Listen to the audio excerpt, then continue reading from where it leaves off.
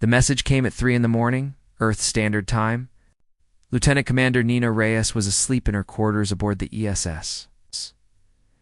Valiant when the emergency alarm pulled her from a dream about her son, she was on her feet and dressed in under 2 minutes, a skill learned from years of service in the Earth Defense Fleet. The bridge was chaos when she arrived. Officers shouted coordinates and damage reports, while the main view screen showed something that made Nina's blood run cold. Harvest Prime, one of humanity's largest agricultural colonies, was burning. The orbital cameras showed plumes of smoke rising from 3 major cities. Ships she did not recognize hung in the planet's atmosphere, raining fire on civilian centers. Admiral John Burke stood at the center of the bridge, his gray hair disheveled and his uniform hastily buttoned. He was 63 years old and had served in the fleet for 4 decades. He had seen conflicts before, small skirmishes with pirates and one brief territorial dispute with the Morvax species. But nothing like this. The attacking ships belonged to the Kethvari, a reptilian species known throughout the galaxy for their warrior culture. They stood nearly 8 feet tall, covered in green and brown scales, with 4 arms and teeth designed for tearing flesh. For 6,000 years, the Galactic Confederation had kept them in check through treaties and economic pressure. But something had changed. Admiral Burke turned to Nina as she took her station. His face was calm, but she could see the tension in his jaw. His daughter Amy was stationed on Harvest Prime with the colonial garrison. There had been no word from her since the attack. The communication officer announced an incoming transmission from the Confederation Council. Burke nodded, and the view screen shifted to show Ambassador Saruth Kai of the Valanthi species. The Valanthi were ancient beings, their bodies made of living crystal that pulsed with soft light. They had guided the Confederation for millennia and considered themselves the wise elders of galactic civilization. Saruth Kai spoke in a voice like wind chimes. He expressed deep concern over the Kethvari aggression and assured Admiral Burke that the Council was already drafting sanctions. Economic pressure would be applied. Diplomatic channels would be opened. The Valanthia urged humanity to exercise patience and restraint. Burke listened politely. When the ambassador finished, he asked a simple question. How long would these diplomatic measures take to stop the bombing of human cities? Saruth Kai hesitated.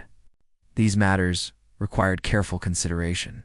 Perhaps 6 months to establish preliminary negotiations. A year to reach a framework for discussion.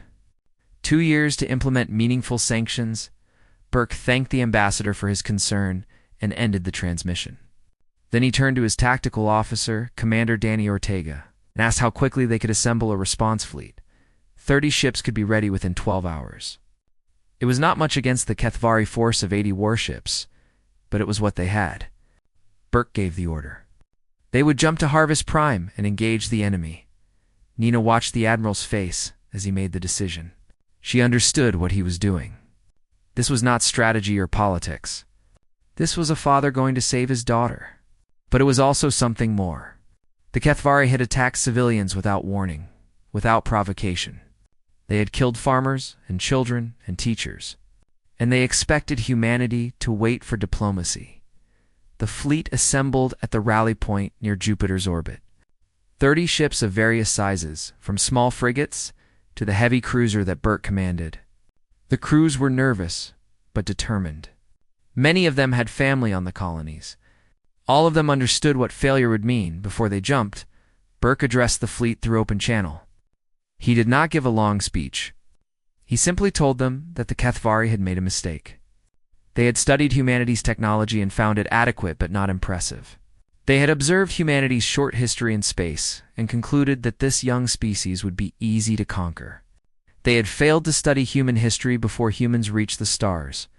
The Kethvari fought with honor, Burke explained. They announced their attacks. They met enemies in open battle. They followed rules that the galaxy had established.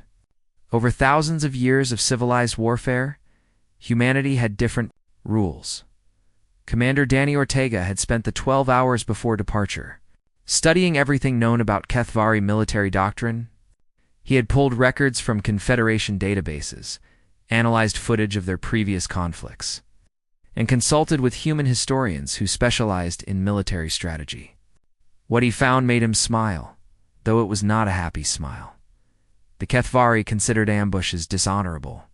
They viewed attacks on supply lines as cowardly. They never targeted civilian infrastructure because such tactics were beneath a warrior species. They fought their wars in neat formations, ship against ship, until one side surrendered or was destroyed. Danny thought about human history. He thought about the guerrilla tactics of the American Revolution. He thought about the trench warfare of World War I and the strategic bombing of World War II. He thought about the insurgencies and asymmetric conflicts that had defined human warfare for centuries. The Kethvar expected a stand-up fight. They would get something very different. Nina Reyes prepared her own assignment. She would command a wing of 15 ships, half the fleet. With orders to scatter into the asteroid belt around Harvest Prime's star. While Burke's group engaged the enemy directly, her ships would deploy mines, jammers, and sensor-blocking chaff. They would wait until the Kethvari were fully committed to the battle. Then they would strike from the shadows. It was not honorable warfare. It was not what the Confederation expected from civilized species, but it was how humans had survived for thousands of years on a planet that was constantly trying to kill them, adapt, improvise, win at any cost, as the fleet prepared to jump. Nina received a personal message from Burke. He asked her to find Amy if she could. He told her that he trusted her judgment in the battle to come. And he reminded her that the Kethvari had never faced an enemy like humanity before. They would learn, he said. One way or another, they would learn. The jump drives activated, and 30 human ships vanished into hyperspace. Behind them, the Galactic Confederation watched with a mixture of concern and curiosity. The Valenthi had dealt with aggressive young species before. Usually, a bloody defeat taught them the wisdom of diplomacy. They expected the humans to lose badly, and then accept Confederation mediation. They were about to discover that they did not understand humans at all. In the cold void of space, the fleet emerged near Harvest Prime. The Kethvari armada waited in perfect formation. Their ships arranged in geometric patterns that had not changed in 3,000 years. War Commander Thaxariel broadcast a formal challenge, inviting the humans to meet them in honorable combat. Admiral Burke acknowledged the challenge. Then he gave Nina the signal, and her ships scattered into the asteroids like wolves disappearing into a forest. The trap was set. The lesson was about to begin. War Commander Thaxariel stood on the bridge of his flagship, the Burning Claw, and watched the human fleet with confusion. His forearms were crossed over his chest, and his yellow eyes narrowed as he studied the tactical display. The humans had only 30 ships against his 80. This would not be a battle. It would be an execution. But something was wrong. Half of the human ships had broken formation and fled toward the asteroid belt. The Thaxariel's tactical officer suggested pursuit, but the war commander refused. Chasing scattered enemies through dangerous terrain was a waste of resources. The remaining human ships had formed a defensive line, and proper warrior conduct demanded that he crush them first. He broadcast another challenge, praising the courage of those who had stayed to fight and mocking those who had run. The humans did not respond. Their ships simply waited, silent and still. Thaxariel ordered the advance. The Kethvari fleet moved in perfect formation, their weapons charging as they closed the distance. They had rehearsed this maneuver countless times. Their ancestors had refined it over millennia. Every ship knew its position, its target, its role in the coming destruction. The human defensive line opened fire first. Their weapons were adequate, roughly equal to Kethvari technology. Shields flared on both sides as the battle began. Thaxariel allowed himself a moment of satisfaction. This was proper warfare. This was how civilized species resolved their conflicts. Then everything went wrong. The first sign was the communications blackout. One moment, Thaxariel could hear reports from all 80 ships. The next, static filled every channel.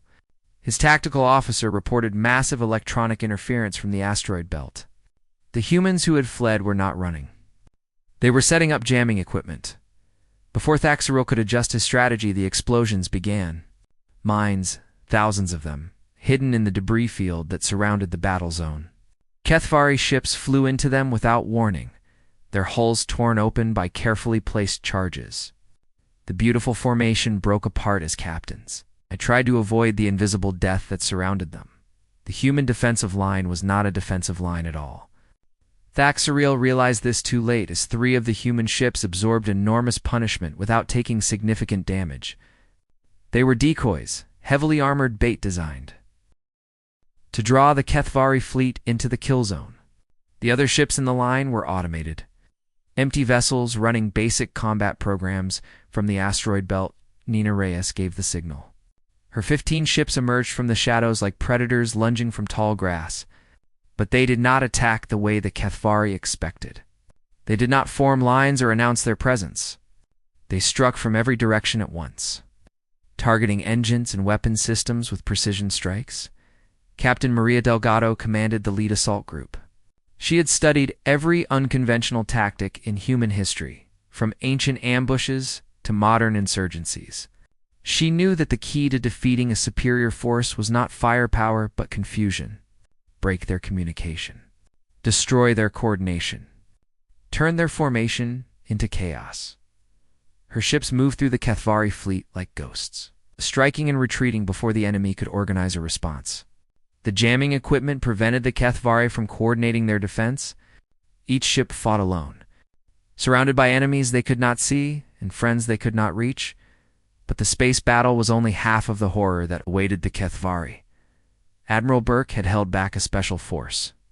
200 Marines in powered combat armor.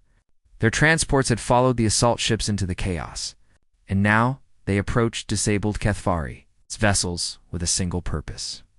Boarding the Kethvari had not practiced shipboard combat in centuries.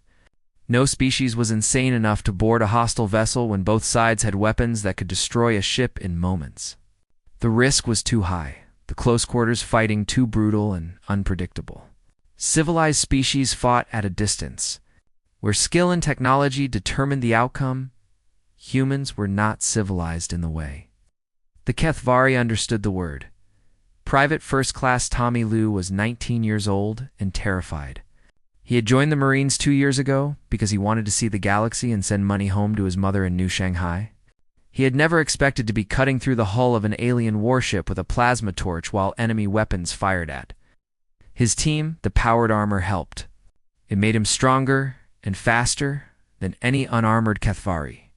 It protected him from glancing shots and shrapnel. But it did not stop his hands from shaking as he dropped through the hole they had cut and landed on the deck of an enemy ship. The Kethvari. Crew met them with improvised weapons and desperate courage. They were warriors, and they fought for their ship with everything they had. But they were not prepared for the weapons the humans carried.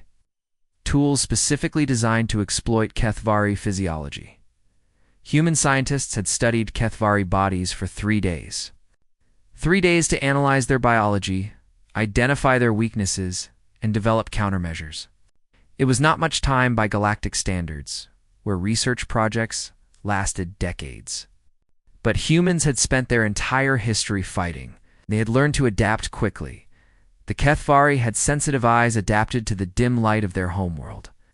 Human flash grenades blinded them for crucial seconds. Their scales protected them from cutting weapons, but they were vulnerable to concussive force.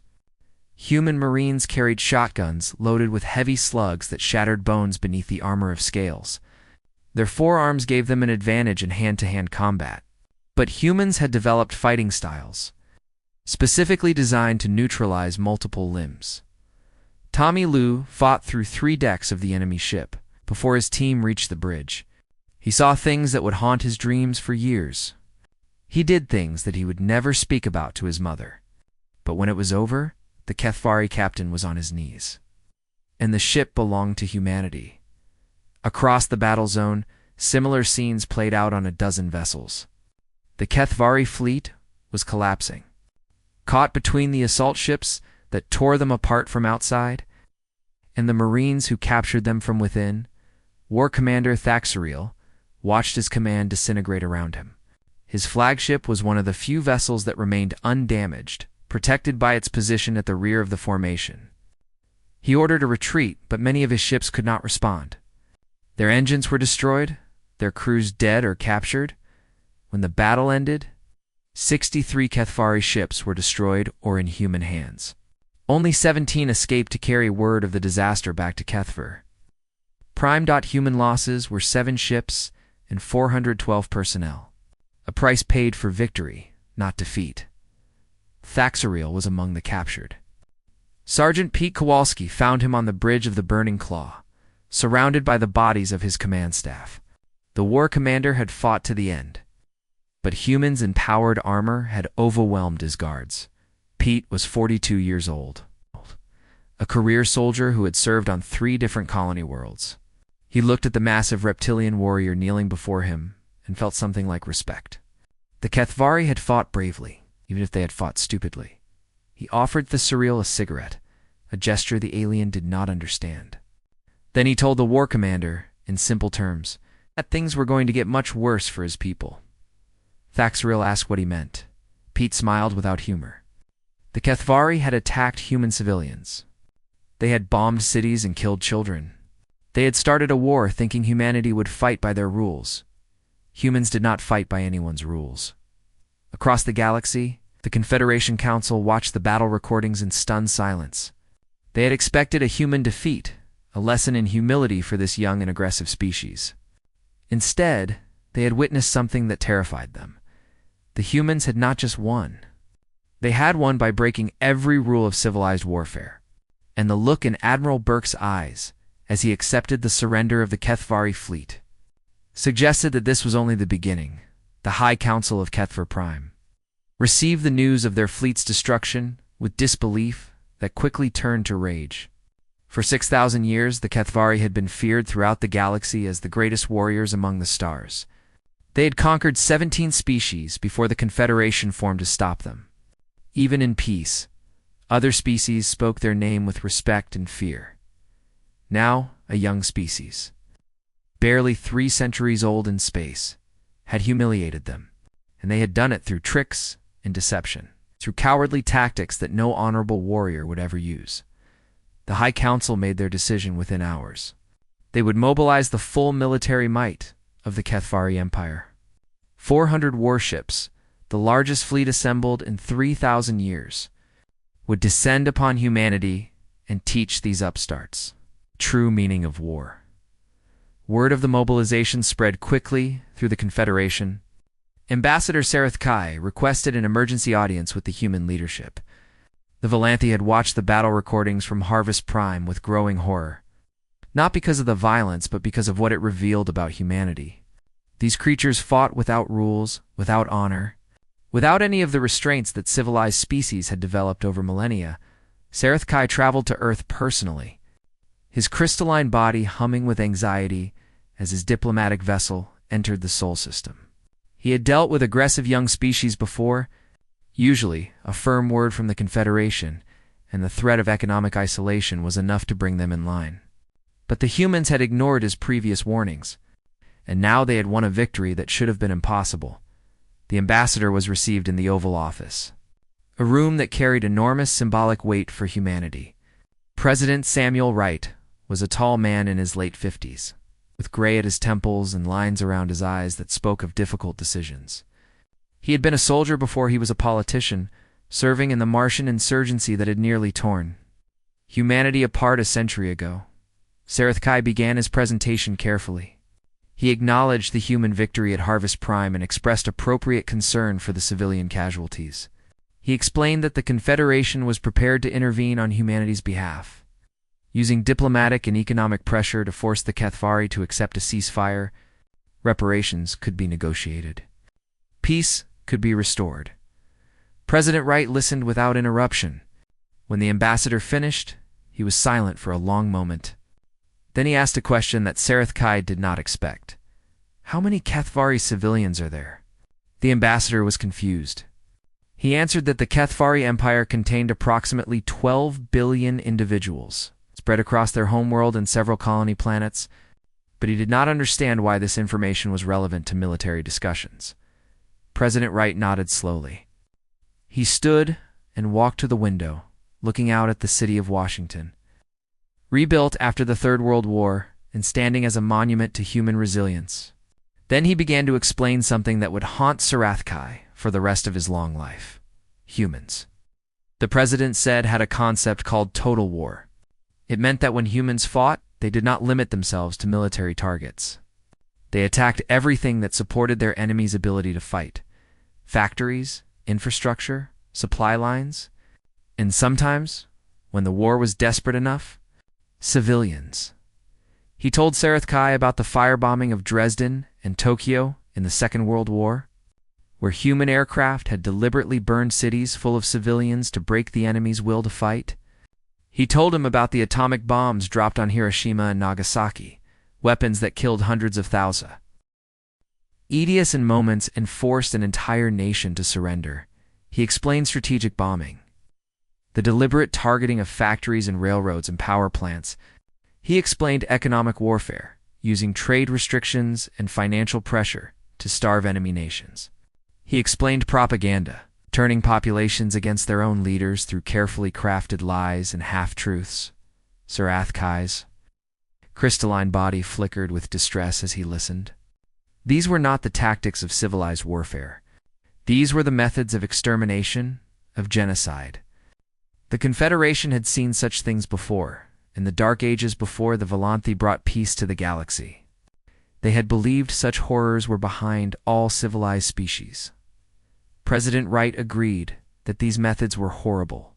He explained that humanity had spent centuries trying to limit warfare, to create rules and conventions that protected civilians and prisoners: the Geneva Conventions, the laws of armed conflict, treaties that prohibited certain weapons and tactics, but those rules only worked when both sides agreed to follow them.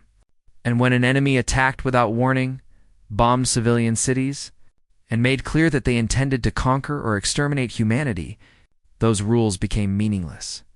The president turned from the window and looked directly at the ambassador. Humanity did not want to wage total war against the Kethvari. But if the Kethvari fleet came for Earth, if they threatened human survival, then every weapon in humanity's arsenal would be used. Every tactic, no matter how terrible, every resource, no matter the cost. Humanity had nearly destroyed itself a dozen times. Nuclear weapons, climate change, engineered plagues. Each time, they had survived by being willing to do whatever was necessary. That same determination would now be turned outward. Sarathkai asked if humanity truly understood what they were threatening. The Kethavari were a proud species, warriors who would fight to the last rather than accept humiliation. A war of extermination would cost billions of lives on both sides. President Wright's expression did not change. He said that humanity understood perfectly. That was why they were willing to go so far, because they knew what was at stake, and they refused to lose. The ambassador left Earth in a state of shock. His report to the Confederation Council was delivered in a trembling voice, his usually harmonious tones discordant with fear. He played recordings of his conversation with the human president. He showed them historical footage of human wars, the trenches of the Western Front, the ruins of Stalingrad, the mushroom clouds over Japan. 3 delegates entered protective hibernation from shock. The Morvax representatives suggested that the Confederation should preemptively destroy humanity before they became a greater threat. But cooler heads prevailed. If the humans could defeat the Kethvari with 30 ships, what might they accomplish if the entire galaxy became their enemy? Meanwhile, Admiral Burke was not waiting for the Kethvari armada to arrive. He had learned from human history that defense alone did not win wars. The enemy had to be brought to their knees, forced to understand that continuing the fight would cost more than they could bear. He called Commander Nina Reyes to his office and gave her new orders. She would take a small task force, just 10 ships, and travel by an indirect route to Kethra Prime. The enemy homeworld had been stripped of defenses, its fleet sent to crush humanity. It was vulnerable. Nina asked what she was supposed to do when she arrived. Burke told her that she would deliver a message, a demonstration of what humanity could do if the war continued. Not destruction, not yet, but a warning that could not be ignored. Nina understood. She gathered her crews, the best electronic warfare specialists and infiltration experts in the fleet. They would need to bypass whatever defenses remained, take control of the planet's communication networks, and show the Kethvari exactly what they were dealing with. As her task force prepared to depart, Nina thought about her son back on Earth. He was only 6 years old, too young to understand what his mother did for a living. She hoped he would never have to learn. She hoped that what she was about to do would end the war before it consumed everything. But she also knew that hope was not a strategy. If the Kethvari refused to surrender, if they insisted on fighting to the end, then humanity would give them the war they wanted. And there would be no mercy, no restraint, no rules. The task force jumped to hyperspace, leaving the main fleet to prepare for the coming battle. Behind them, the Kethvari armada was already on the move. 400 ships burning toward human space with vengeance in their hearts. They had no idea what was waiting for them. Nina. Rhea stood on the bridge of her flagship, the ESS Silent Arrow, as the task force dropped out of hyperspace at the edge of the Kethvar system. The journey had taken 2 weeks, following a route through uninhabited systems to avoid detection. Her 10 ships were the smallest vessels in the fleet, designed for speed and stealth rather than direct combat. The view on her screen showed Kethvar Prime, a large world with red and brown continents and murky green oceans. 12 billion Kethvari lived on that planet, going about their daily lives while their fleet traveled toward human space. They had no idea that the enemy was already at their door. Nina felt the weight of what she was about to do pressing on her chest. She had a son waiting for her on Earth, a little boy named Marcus who drew pictures of spaceships and dreamed of being a pilot like his mother. She thought about the Kethvari children down on that planet who probably had similar dreams. They were not so different from human children, really. They played games and laughed and trusted their parents to keep them safe. But she also remembered the footage from Harvest Prime, the burning cities, the bodies in the streets. The Kethvari had not thought about human children when they dropped their bombs. They had considered humanity to be beneath such consideration, a weak species that could be conquered without consequence. Nina pushed the memories aside and focused on her mission. President Wright had been clear. They were not here to destroy Kethvar Prime. That would come later if necessary. But the goal now was demonstration. Show the Kethvari what humanity could do. Give them a chance to surrender before the real war began. The task force moved toward the planet in complete silence, their engines running at minimal power to avoid detection. The Kethvari had orbital defense platforms, but most of their military strength had departed with the fleet. What remained was designed to stop pirates and smugglers, not a coordinated military operation. Lieutenant Carlos Mendez commanded the electronic warfare team. He was a thin man, with quick hands and quicker mind. Recruited from the hacker underground on Luna, after he managed to breach Martian colonial authority networks at age 17, the government had given him a choice between prison and service. He had chosen service and never regretted it. His team began their work while the task force was still 2 hours from orbit. They probed the Kethvari communication networks, looking for weaknesses. What they found amazed them. The Kethvari used security systems that had not been updated in centuries. Why would they? No one had attacked their homeworld in 3,000 years. No one had dared Carlos and his team slip through the defenses like water through cracks in a dam. Within an hour, they had access to the planetary defense grid. Within 2 hours, they controlled it completely. The weapons that were supposed to protect Kethvar Prime now answered to human commands. The defense platforms that remained in orbit detected the human ships too late. They tried to target the intruders, but their systems had already been compromised. One by one, they went dark. Their weapons locked and their crews unable to regain control. Nina watched the operation unfold with a mixture of pride and dread. They had done it. Kethvar Prime was helpless before them. At her command, they could bombard the cities, crack the planet's crust, reduce 12 billion lives to ash and memory. She hoped it would not come to that. When the task force achieved stable orbit, Nina began her broadcast. Her face appeared on every screen on the planet, interrupting entertainment programs and news reports and government communications. Her voice echoed from every speaker in every home Every workplace, every public space, she introduced herself calmly. Lieutenant Commander Nina Reyes of the Earth Defense Fleet. She apologized for the intrusion and explained that she had an important message for the people and government of Kethver Prime on the surface. Billions of Kethvari stopped what they were doing and stared at screens in confusion. Many had never seen a human before. They looked at this small, soft creature with only 2 arms and wondered how such a weak species could possibly threaten the mighty Kethvari Empire. Nina explained the situation clearly. The Kethvari fleet had attacked human colonies without warning, killing thousands of civilians. The humans had responded by destroying most of that fleet at Harvest Prime. Now, the Kethvari High Council had sent a larger force, 400 ships, to attack humanity again. She paused and let her words sink in. Then she continued. At this moment, her task force controlled the planetary defense grid. She displayed the access codes on every screen, proving her claim. The weapons that protected Kethver Prime now answered to humanity. If she chose, she could order those weapons to fire on the cities below. More than that, her ships carried weapons capable of orbital bomba. But the real change was not in the Kethvari. It was in the way the galaxy looked at humanity. Ambassador Sarathkai had spent the years since the war studying human history and psychology.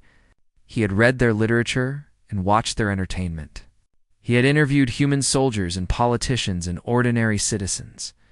What he learned had convinced him that something had to change in how the Confederation dealt with this strange species. He presented his findings to the full council in a session that would be remembered for millennia. The chamber was filled with representatives from all 47 member species, crystalline Volanthi and insectoid Cherex, and the massive, gentle Korath who resembled earth whales that had learned to walk on land. They all waited to hear what the ancient ambassador had to say. Sarathkai began by playing a recording. It was the sound of human children laughing. It's captured during a diplomatic visit to Earth. The sound was bright and joyful, filled with innocence and hope. It could have been the laughter of any young, sentient beings anywhere in the galaxy. Then he played another recording. Human soldiers in combat, their voices flat and cold as they coordinated the destruction of an enemy position. They spoke of targets and angles and ammunition counts, without emotion, without hesitation. They killed with precision and efficiency that would have impressed even the Kethvari at the height of their power. These recordings, Sarathkai explained, came from the same species, often from the same individuals. Humans who had played with their children in the morning could become instruments of death by afternoon. They could love with their whole hearts and destroy with their whole souls. There was no separation between the two impulses. He presented his analysis of human history. Millions of years of evolution on a hostile world, fighting against predators and climate and disease. Thousands of years of civilization, marked by almost continuous warfare between tribes and nations and ideologies. Humans had never known peace, not truly. Even during their brief periods of stability, they had been preparing for the next conflict. This had given humanity certain characteristics that other species lacked. They adapted with terrifying speed. Technologies that took other species centuries to develop, humans created in decades or years. The atomic bomb had gone from theoretical concept to working weapon in less than 4 years. The railgun that had devastated the Kethvari fleet had been developed in 18 months during the Martian insurgency. More importantly, humans improved during conflict. Each war in their history had produced new weapons, new tactics, new strategies. They learned from their enemies and from their own mistakes. They incorporated captured technology and developed counters to threats they had never seen before. The Kethvari had fought with the same tactics for 3,000 years. Humans changed their approach in the middle of a single battle, and they did not stop. Sarathkai emphasized this point with quiet horror in his voice. Other species fought until they achieved their objectives or suffered enough losses to make the cost unacceptable. Humans fought until the threat was eliminated, completely and permanently. They would sacrifice millions of their own kind rather than accept defeat. They had proven this against themselves. Time and time again, The Confederation had always believed that any species could be reasoned with. Given enough time and patience, the Valanthi had spent millennia teaching younger species the value of peace and cooperation. It had worked with the Kethvari eventually. It had worked with every aggressive species that had ever risen in the galaxy. Say Wrath-Kai did not believe it would work with humanity. Not because humans were unreasonable, but because they were too good at fighting. Their entire civilization was built on the foundation of conflict. Remove that foundation, and you might destroy what made them human. But more than that, any attempt to contain or limit humanity would be seen as a threat. And when humans perceived a threat, they responded with overwhelming force. The Confederation could not defeat humanity in a war. The ambassador was certain of this. Oh, they might destroy Earth and the colonies. They might kill every human in the galaxy. But the cost would be unimaginable. Human weapons, human tactics. Human desperation would devastate the Confederation before the end came, and there was always the chance that some humans would survive. Hidden in bunkers, scattered on distant ships, they would wait and plan and rebuild. And when they returned, it would come with the memory of genocide burning in their hearts. Sarathkai concluded his presentation with a simple recommendation. The Confederation should pass a resolution prohibiting any member species from engaging in armed conflict with humanity without explicit approval from the full Council. Not just a majority vote, but unanimous consent from all 47 species. This was not meant to protect the Confederation from humanity. It was meant to protect the Confederation from itself. Any species that attacked humanity would be fighting alone, without support or approval from the Council. They would face the full consequences of human warfare without any hope of rescue. And perhaps, knowing that any conflict with humanity would be their own responsibility, member species would think very carefully before starting one. The debate lasted 3 days. Some representatives argued that the resolution gave humanity too much power, that it essentially placed them outside the rules that governed all other species. Others pointed out that humanity had not joined the Confederation and showed no signs of wanting to. They were already outside the rules. The resolution simply acknowledged that reality. In the end, the vote was unanimous. Resolution 7742, which the media quickly named the Humanity Warfare Prohibition Act, passed without a single objection.